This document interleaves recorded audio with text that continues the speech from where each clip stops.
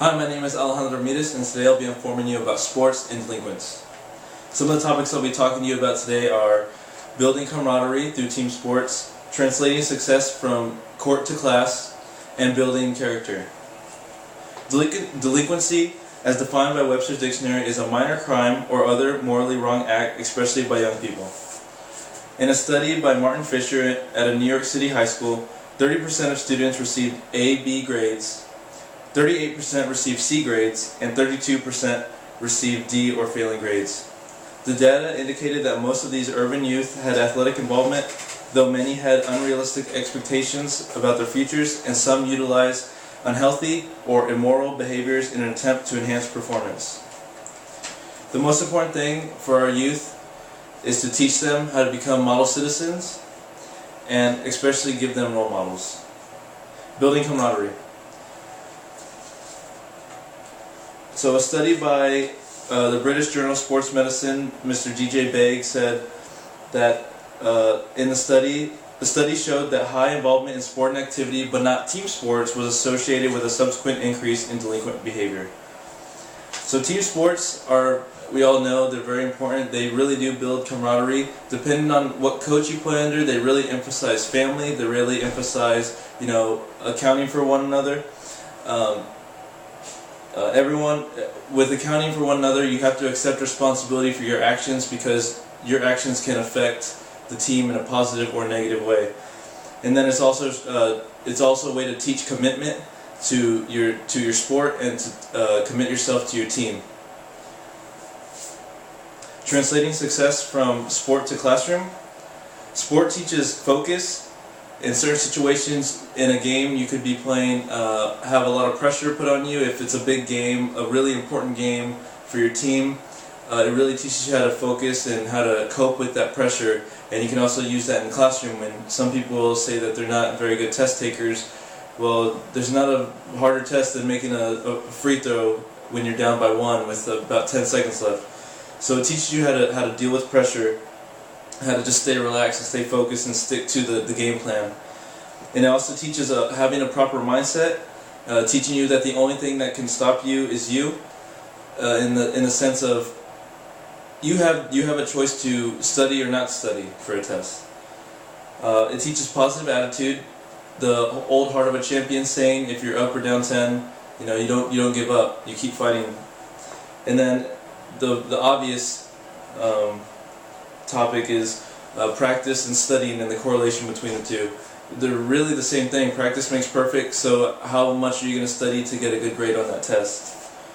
And then building character. One of the most important things for building character is leadership. And this is a very unique statement from Miss Martha Ewing. She's from the President's Council on Physical Fitness and Sports Research Digest. She said, "The lack of female coaches to serve as role models, counselors, and mentors of young girls in sport may discourage girls from participating in organized sports."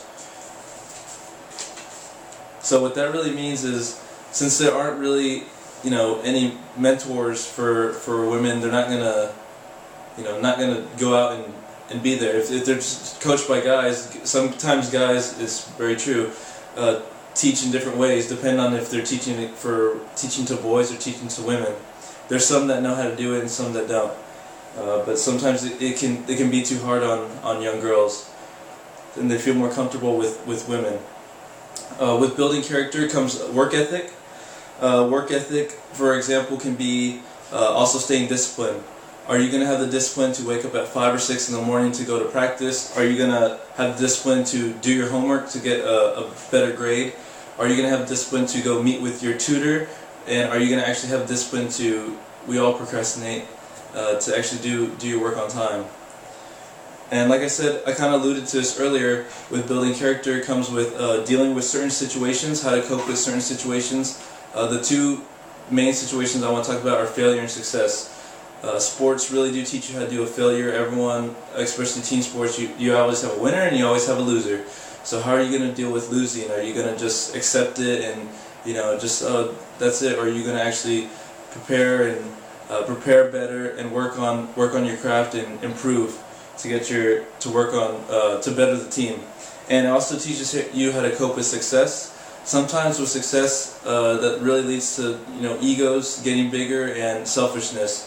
So it kind of teaches you how to not do that. You see it a lot on teams, and especially with interviews with some of the professional athletes, they talk about it.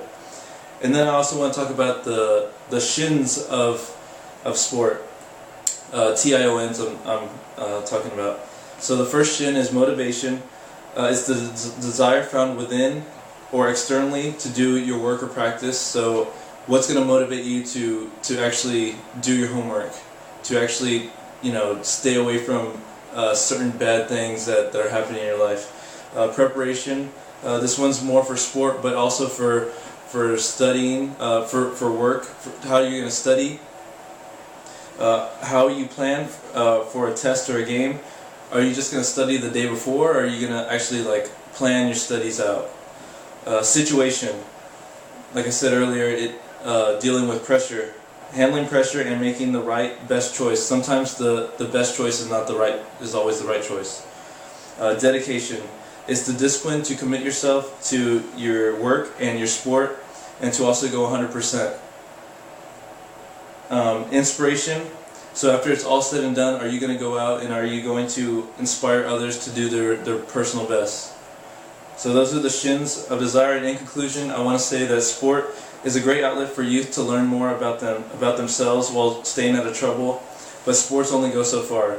If a child's environment is not supportive for growth and development, an increase will occur in delinquency. And in my personal opinion, I think it lies more on the child to say no, to take themselves out of situations where there's going to be bad people, peer pressure, drugs, alcohol, those kinds of things, gang-related activity. They have the choice and must live with that consequence, whether it be good or bad. Even though the environment and those around them have an influence, it comes from within to make a wise and good choice to better their future. Thank you.